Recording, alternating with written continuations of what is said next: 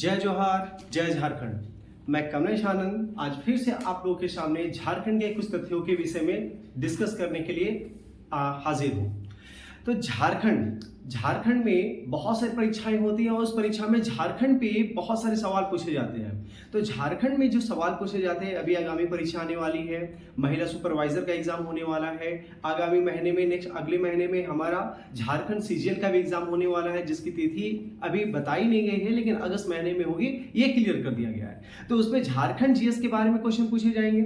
Jharkhand GS से जितने भी क्वेश्चन पूछे जाएंगे उसमें झारखंड की जानकारी आपको होनी चाहिए, और यदि हम झारखंड वासी हैं तो हमें अपने प्रांत के विषय में जानकारी होनी चाहिए कि हमें झारखंड में आखिर क्या क्या हुआ है, झारखंड में क्या क्या उपलब्धियां हैं, झारखंड में क्या क्या खनिज पदार्थ उपलब्ध किए जाते हैं, निकाले जाते हैं, झारखंड का नृत्य क्या है, झारखंड के बारे में बहुत सारी विशेष चीजें जो होती है वो हमें जानकारी होनी चाहिए। ठीक है, हमें अपने आस पड़ोस के बारे में क्या हो रहा है क्या नहीं हो रहा वो हमें पता होना चाहिए। हमारे झारखंड में कितने भाषाएं बोली जाती है, कितने प्रकार का क्या क्या जनजातियां पाई जाती है, ये सभी की जानकारी हमें होनी चाहिए। झारखंड का इतिहास क्या रहा है ये हमें पता होना चाहिए। ठीक है, तो झारखंड के बारे में कुछ हम डिस्कस करने वाले हैं। तो याद होगा आपको जालियांवाला हत्याकांड, जिसमें जनरल डायर के एक आदेश से कितने बेगुनाहों को जालियांवाला बाग में गोलियों से भून दिया गया था।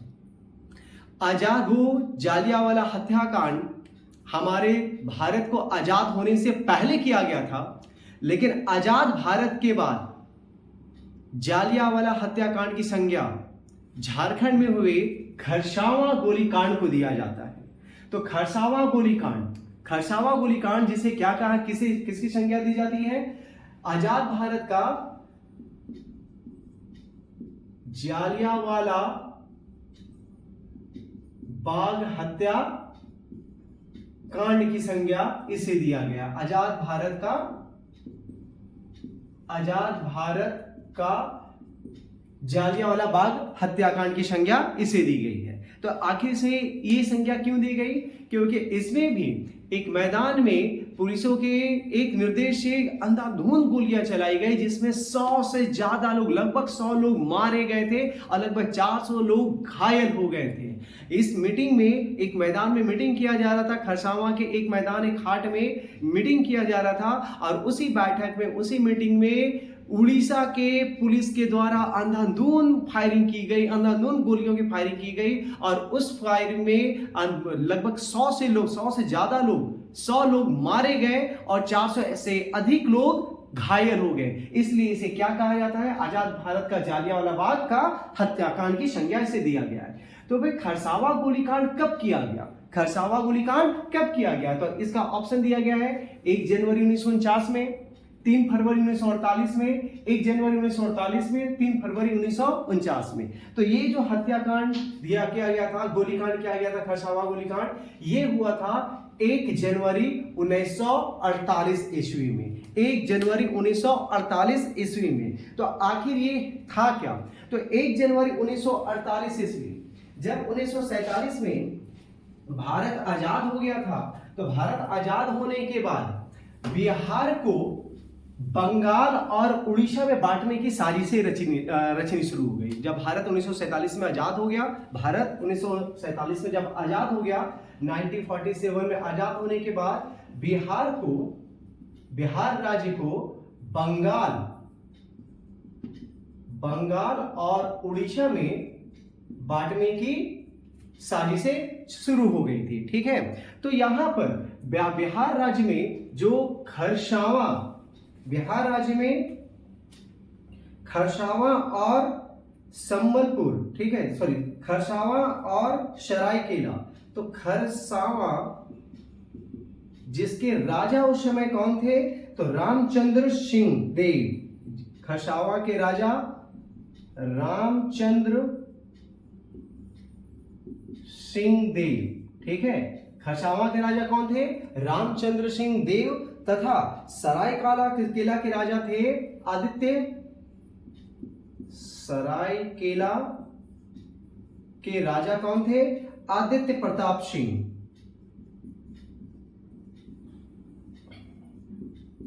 आदित्य प्रताप सिंह, ये उस समय खरसावा के राजा और ये सरायकेला के राजा थे।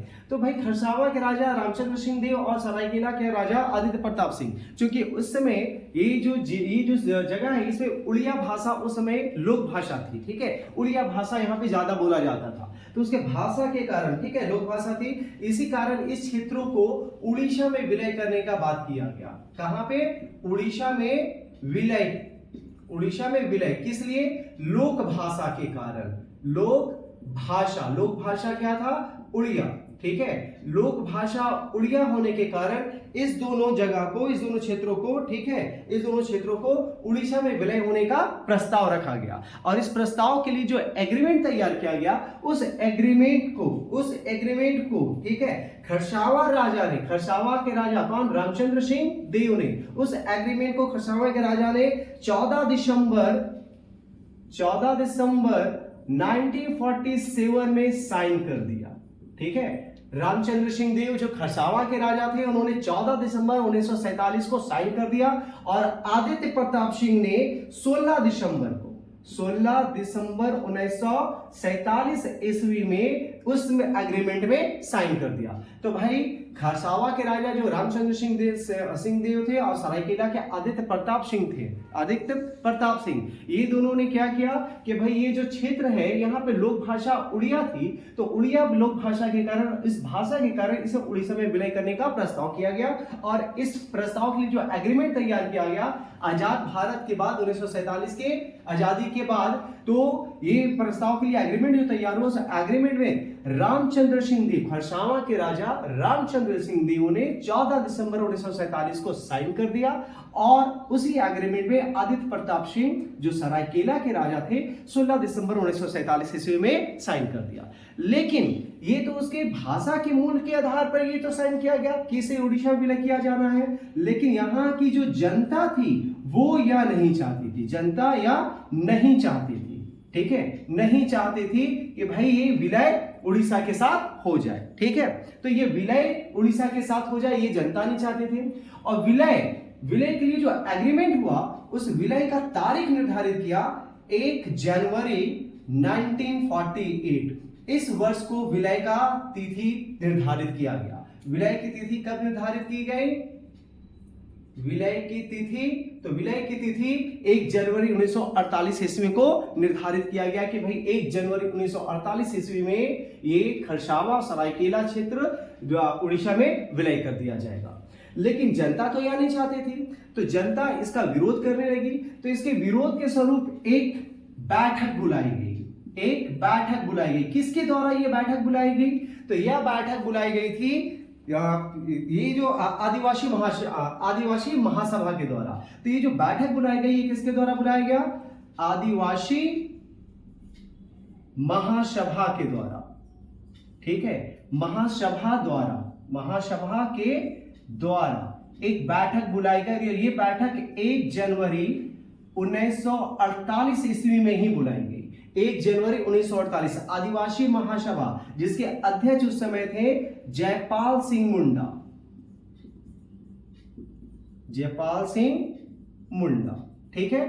तो इन्होंने 1 जनवरी 1948 में आदिवासी महासभा के अध्यक्ष जयपाल सिंह मुंडा, तो आदिवासी महासभा के द्वारा इस विलय का विरोध करने के लिए कि भाई ये विलय हमें नहीं चाहिए, इसके लिए एक बैठक बुलाई गई 1 जनवरी 1948 में। और ये बैठक कहां बुलाई गई? खरसावा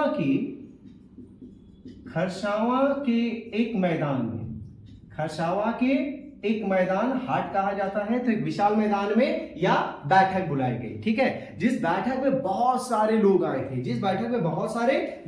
थे, यह बैठक शांतिपूर्ण किया जा रहा था। लेकिन तभी जब ये बैठक हो रहा था, तो इसी बैठक में उड़ीसा पुलिस के द्वारा अंधाधुंध गोलियां चलाई जाने लगी, जिसमें लगभग 100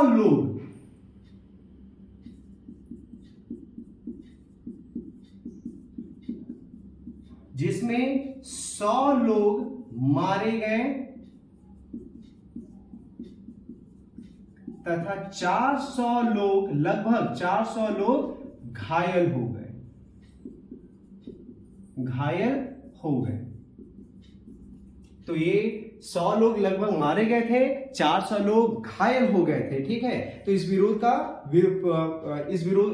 विलय का विरोध करने के लिए जो लोग वहां पे आए थे उसमें उड़ीसा पुलिस ने, चूंकि ये उड़ीसा में विलय करने वाला था ये क्षेत्र, और उड़ीसा या नहीं चाहती थी कि इसका विरोध हो, इसलिए उड़ीसा पुलिस ने क्या किया कि इसे चारों तरफ से घेरकर अंधाधुंध गोलियां चलाने लगी, जिसके कारण 100 लोग इस मीटिंग में, चूंकि शांतिपूर्ण मीटिंग हो रहा था, तो इस बैठक में जितने भी लोग थे उसमें लगभग 100 लोग इस गोली मतलब इस फायरिंग के कारण मारे गए और लगभग 400 लोग घायल हो गए। ठीक है, चूंकि जब ये बैठक हुआ था तो इस बैठक में एक नारा दिया गया था जो बड़ा ही, इस नारा को बड़ा ही फेमस किया गया था। वो नारा क्या था?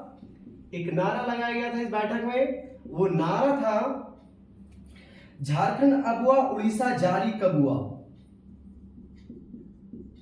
झारखंड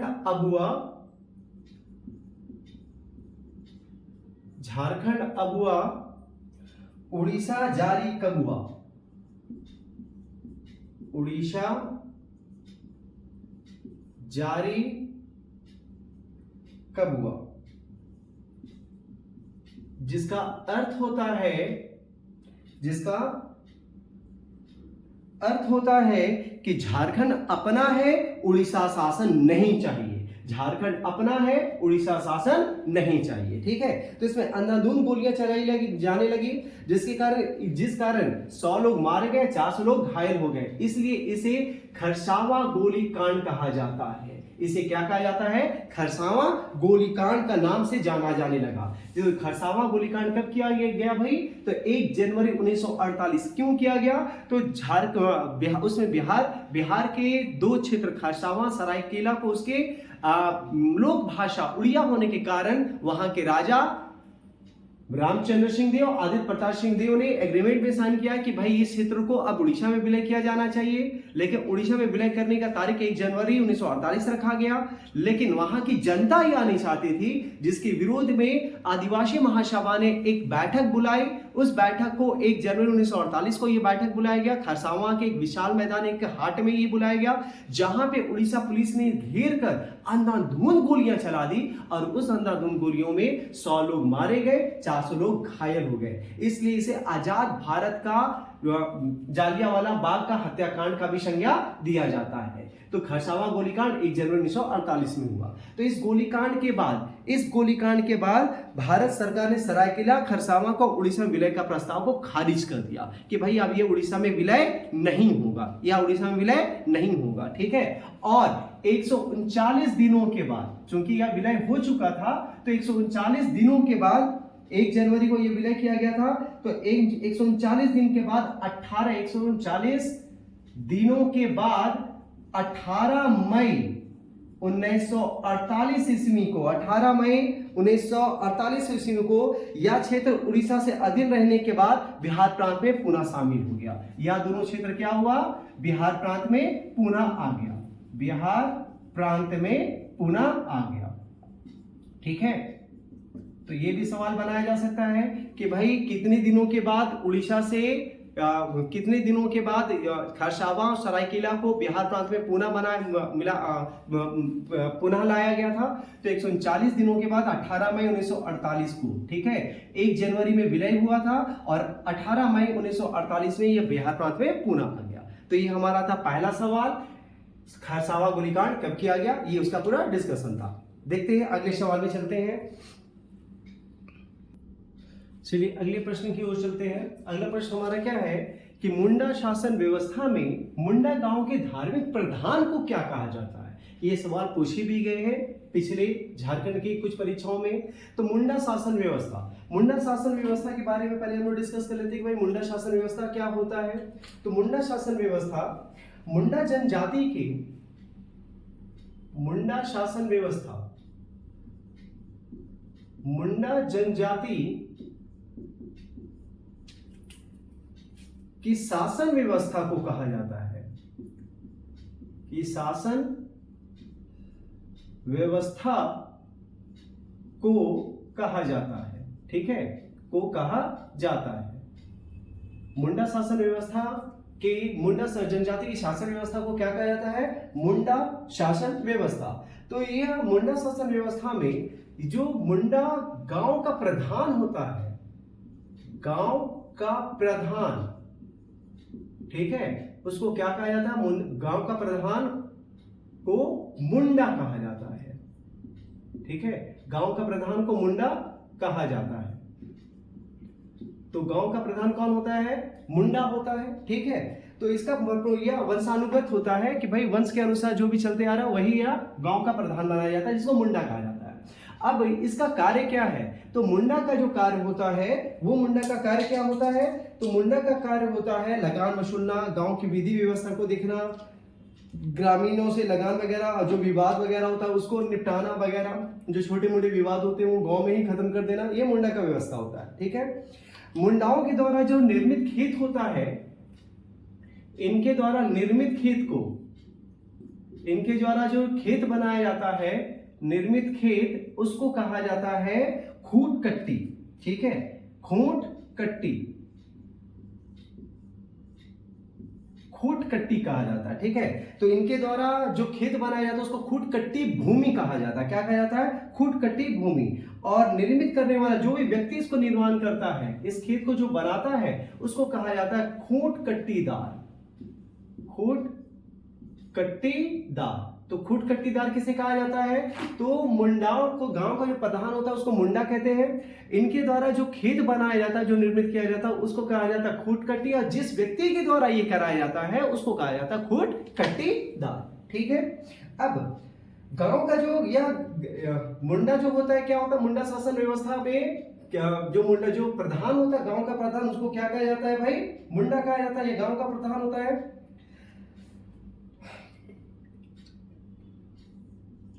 इसमें जो पंचायत होता है, ठीक है, जो गांव का पंचायत होता है, मुंडा ग्राम का जो पंचायत होता है, उस पंचायत को कहा जाता है हातू। क्या कहा जाता है? हातू, ठीक है। तो मुंडा गांव का, जो मुंडा गांव का प्रधान होता है, इसका जो पंचायत होता है उसको क्या कहते हैं? हातू कहते हैं, ठीक है, इसको हातू कहते हैं। और कई गांवों को मिलाकर, कई पंचायतों को मिलाकर, बहुत सारा जो पंचायत होता है, बहुत सारा गांव को मिलाकर जो बनता है, उसको कहा जाता है पढ़ा। क्या कहते हैं? पढ़ा। कहीं कहीं पहरा, परहा भी कहा जाता है, ठीक है, परहा या पढ़ा।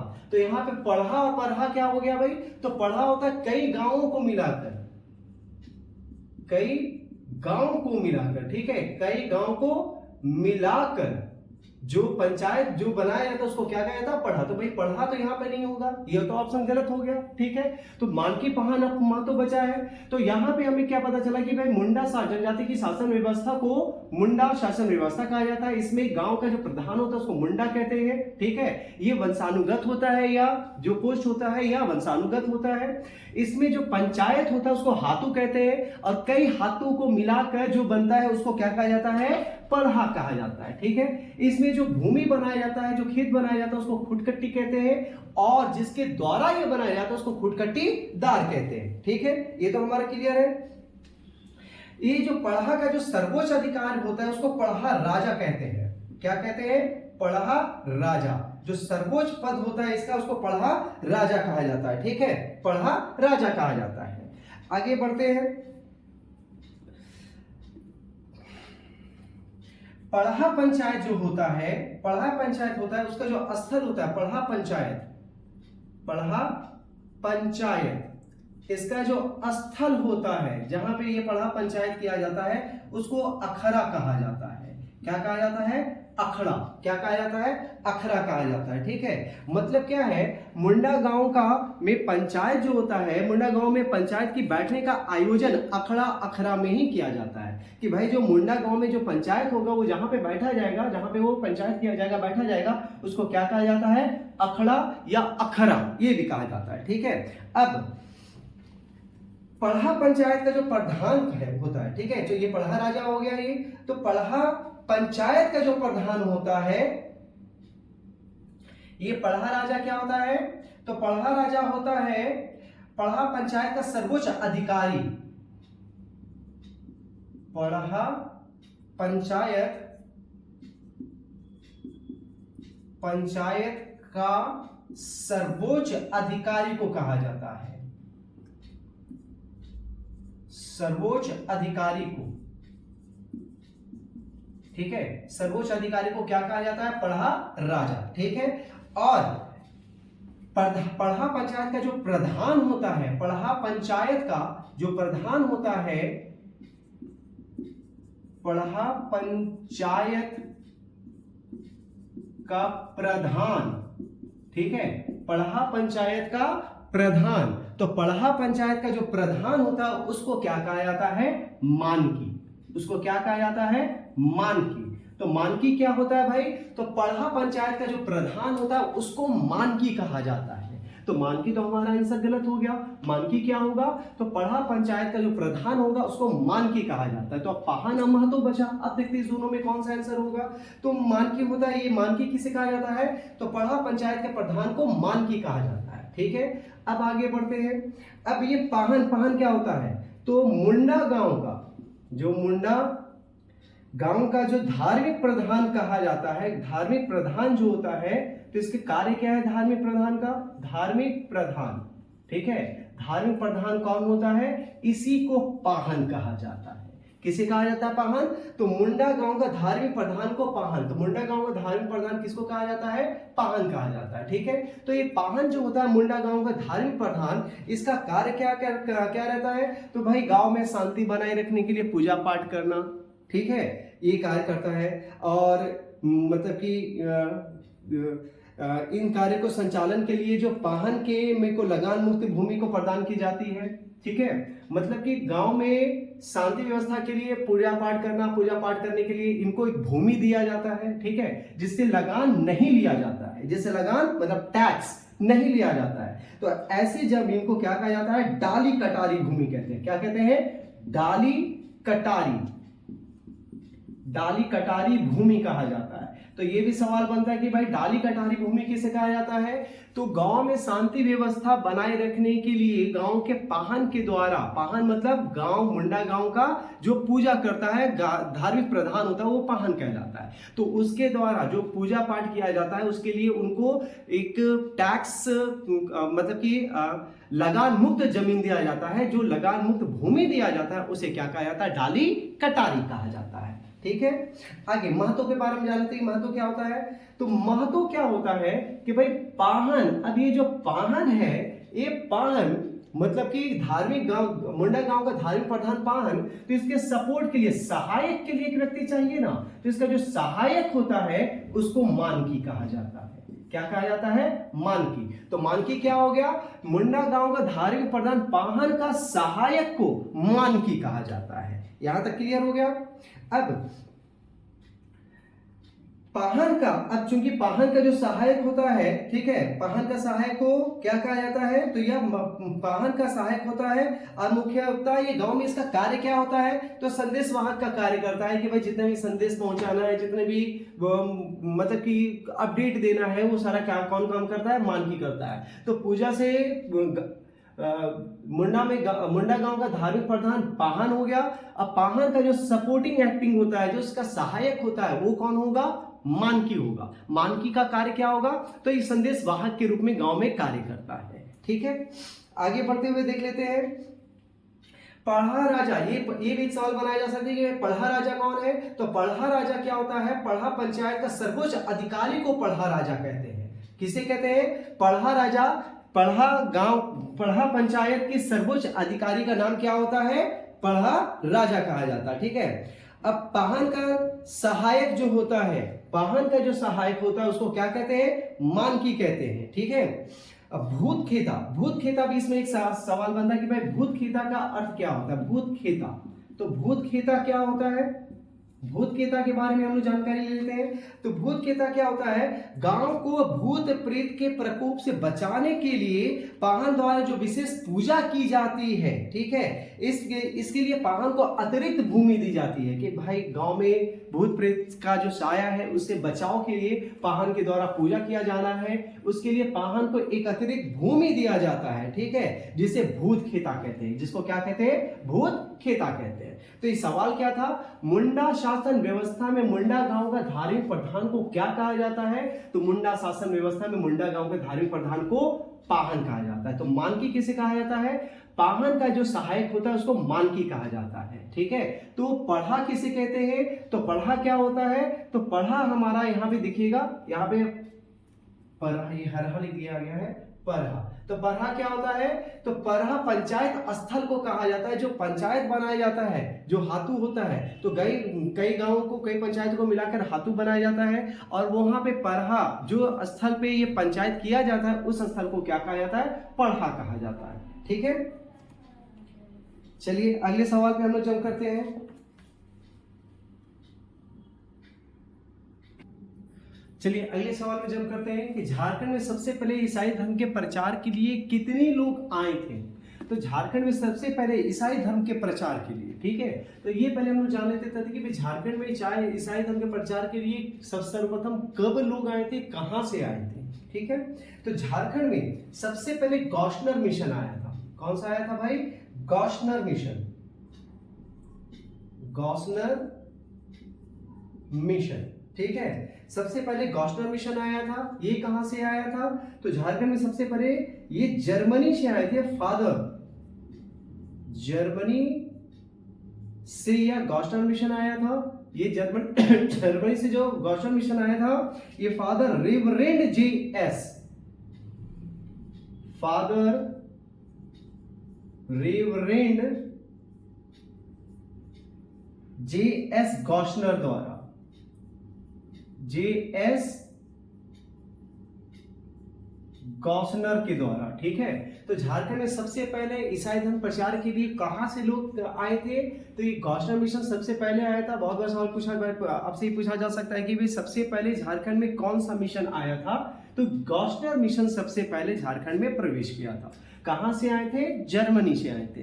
किनके द्वारा आए थे? तो फादर रेवरेंड JS गौशनर के द्वारा भेजा गया था। कब आए थे? तो यह आए थे 2 नवंबर 1845 ईस्वी में। ठीक है, 2 नवंबर 1845 ईस्वी में ये आए थे। तो ये फादर रेवरेंड JS गौशनर के द्वारा कुछ लोगों को भेजा गया था। वो 2 नवंबर 1845 में आए थे। और कितने लोग आए थे? 4 लोग आए थे। कितने लोग? 4 लोग आए थे। 4 लोग जो आए थे वो कौन कौन थे भाई? तो 4 लोगों का जो दल आया था उसमें पहला जो व्यक्ति थे एमिलो स्कॉच। पहला क्या था? एमिलो स्कॉच, एमिलो स्कॉच, ये पहला था। दूसरा जो आए थे वो था फ्रेडरिक वॉच,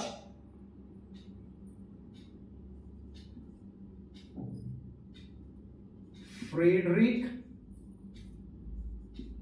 वॉच आए थे। तीसरे जो थे Theodore Jack, Theodore Jack.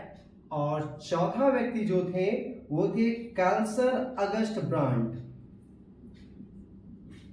कैल्सर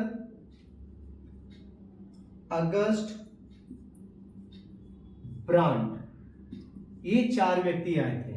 एमिलो scotch जो थे ये धर्मशास्त्री थे, ये धर्मशास्त्री थे। ठीक है, फ्रेडरिक वॉच जो थे ये टीचर थे, शिक्षक थे। थियोडोर जैक जो थे ये क्या थे? ये अर्थशास्त्री थे, अर्थशास्त्री। और ये थे शिक्षक। तो 2 शिक्षक आए थे। कौन कौन से 2 शिक्षक आए थे? एक शिक्षक आए थे कैल्सर अगस्ट ब्रांड और दूसरे आए थे फ्रेडरिक वॉच। तो झारखंड में सबसे पहले ईसाई धर्म के प्रचार के लिए कितने लोग आए थे? तो झारखंड में सबसे पहले ईसाई धर्म के प्रचार के लिए कुल 4 लोगों का दल आया था। जो 4 लोगों का दल जर्मनी से फादर रेवरेंड JS गौशनर के द्वारा भेजा गया था 2 नवंबर 1845 ईस्वी में। ये जो मिशन के तहत आए थे वो मिशन था गौशनर मिशन, जो झारखंड का सबसे पहला ईसाई धर्म का मिशन है। तो कितने लोग आए थे भाई?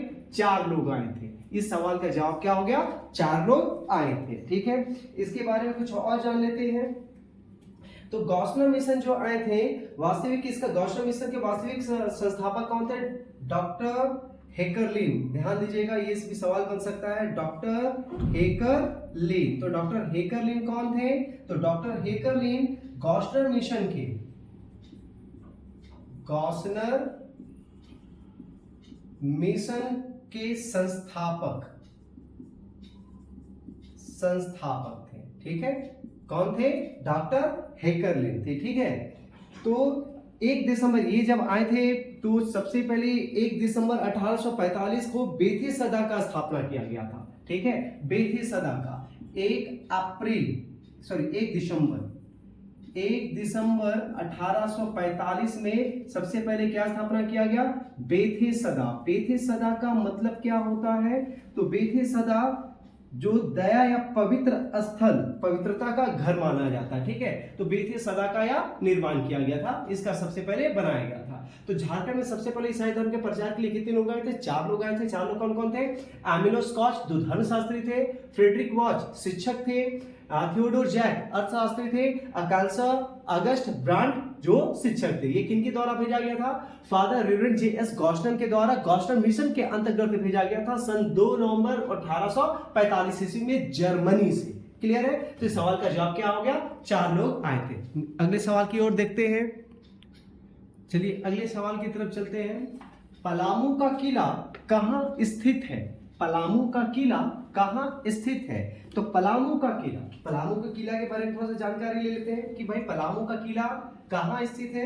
तो पलामू का किला औरंगा नदी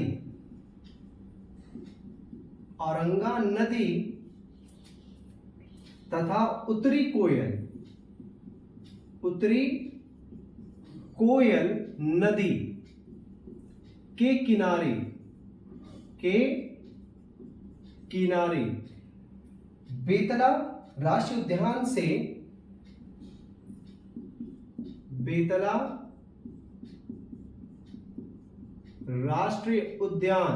ध्यान दीजिएगा, बेतला राष्ट्रीय उद्यान झारखंड का पहला राष्ट्रीय उद्यान। एक ही राष्ट्रीय उद्यान है झारखंड में, एक ही राष्ट्रीय उद्यान है, वो कौन है? बेतला राष्ट्रीय उद्यान है, ठीक है। तो ये भी सवाल पूछे जाते हैं कि भाई झारखंड में कुल कितने राष्ट्रीय उद्यानों की संख्या बताएं।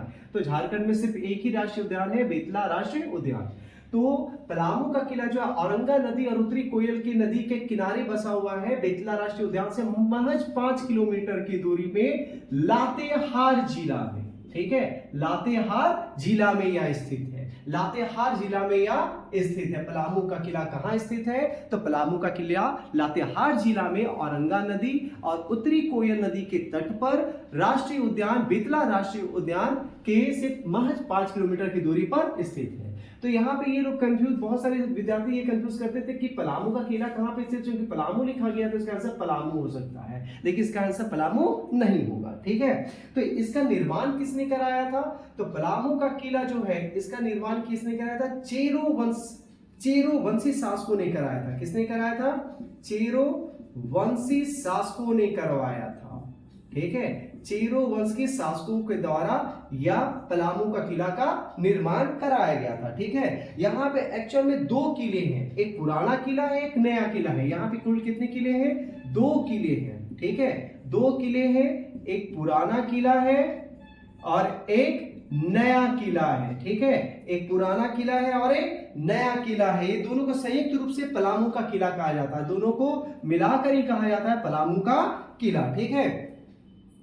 अब पुराने किले, चूंकि इसमें एक चीज सबसे महत्वपूर्ण ये है कि जब ये पलामू का किला में जो नया किला है, उस नया किला में ये जो नया किला है इसमें एक नागपुरी फाटक है। एक क्या है? नागपुरी फाटक,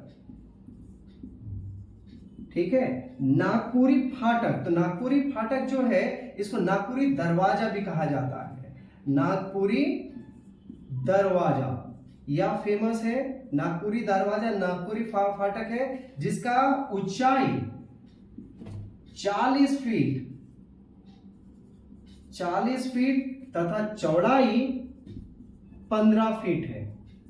चौड़ाई 15 फीट है, ठीक है। जिसका ऊंचाई कितना फीट है? 40 फीट और 15 फीट चौड़ाई है इसका, ठीक है। तो यह एक मतलब कि महत्वपूर्ण तथ्य बनता है कि भाई नागपुरी फाटक कहाँ है या नागपुरी दरवाजा कहाँ है। तो नागपुरी का फाटक किसमें था? नागपुरी दरवाजा किसमें था? तो यह पलामू किला में स्थित है। तो पलामू किला में 2 किले हैं, पुराना के किला और नया किला। तो नया किला में है जिसका ऊंचाई है 40 फीट और चौड़ाई कितना है? 15 फीट की चौड़ाई है। तो पलामू का किला लातेहार जिला में औरंगा नदी और उत्तरी कोयल नदी के तट पर बेतला राष्ट्रीय उद्यान से महज 5 किलोमीटर की दूरी पर स्थित है।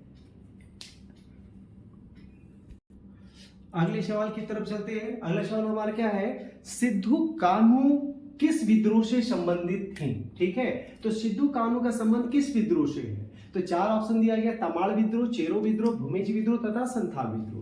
तो इसके लिए मैंने पिछला एक वीडियो बना के रखा है, जिस वीडियो को अगर आप लोग नहीं देखे हैं तो नीचे डिस्क्रिप्शन में उस वीडियो का लिंक दिया जा रहा है, जिस लिंक से आप लोग उस वीडियो को पूरे रूप से देख सकते हैं। तो भाई सिद्धू कान्हू का संबंध तमाड़ विद्रोह जो है, ये तमाड़ विद्रोह एक्चुअल में 1782 से लेकर 1821 तक यह विद्रोह चला था। ये अलग अलग समय में चला था। 1782 से लेकर 1821 में ये लगातार नहीं चलता आया था, बीच बीच में ये रुकता चला जा रहा था और विभिन्न लोगों के द्वारा यह विद्रोह किया गया था। ठीक है, चेरो विद्रोह जो है यह भी 1770 से 1772 तक चला और फिर यह विद्रोह चालू हुआ 1800 से 1802 तक यह विद्रोह चला था। ठीक है, ये था चेरो विद्रोह। तो ये भी हमारा सिद्धू कान्हू से संबंधित नहीं है। भूमिज विद्रोह जो है यह गंगा नारायण सिंह के से संबंधित है, जो 1832 ईस्वी में हुआ था। किसके द्वारा? गंगा नारायण सिंह के द्वारा, गंगा नारायण सिंह के द्वारा। ठीक है, या एक्चुअली जमीन भूमि का मतलब कि जमीन का विद्रोह था जो छीन लिया गया था और फिर उसको पाने के लिए गंगा नारायण सिंह ने यह विद्रोह किया 1832 ईस्वी में। इसे गंगा नारायण सिंह का हंगामा भी कहा जाता है। ठीक है, तो संथाल विद्रोह जो है सन 1855 ईस्वी में किया गया था, जो किससे संबंधित है? सिद्धू कान्हू से। तो यह किससे संबंधित है? सिद्धू और कान्हू से यह संबंधित है। ठीक है, तो सिद्धू कान्हू किस विद्रोह से संबंधित है? तो सिद्धू कान्हू संथाल विद्रोह से संबंधित है। तो संथाल विद्रोह के बारे में मैंने एक पूरा वीडियो बनाया है, अगर आप नहीं देखे हैं तो नीचे डिस्क्रिप्शन में उसका लिंक दिया गया, उस लिंक के थ्रू आप लोग इस वीडियो को पूरा देख सकते हैं। ठीक है, तो ये कुछ सवाल आज डिस्कस किया गया और सवाल के थ्रू बहुत सारे उसकी तथ्यों के बारे में आपके सामने डिस्कशन किया गया है। यह वीडियो कैसा लगा आप नीचे कमेंट बॉक्स में मुझे कमेंट करके बताएं, और अगर यह वीडियो पसंद आया है तो लाइक करें, शेयर करें, और अगर आपने अभी तक सब्सक्राइब नहीं किया है तो सब्सक्राइब जरूर करें। ठीक है, हर झारखंड के परीक्षा के अनुरूप यह वीडियो बहुत ही लाभकारी है, इसलिए यह ऐसा वीडियो और प्राप्त करने के लिए इसको सब्सक्राइब करें। बेल आइकन में अपना बटन दबा दें ताकि इससे संबंधित जितने भी वीडियो रहे वो आपको अपडेट मिलता रहे। ठीक है, चलिए मिलते हैं अगले वीडियो में। तब तक जय जोहार, जय झारखंड, भारत माता की जय।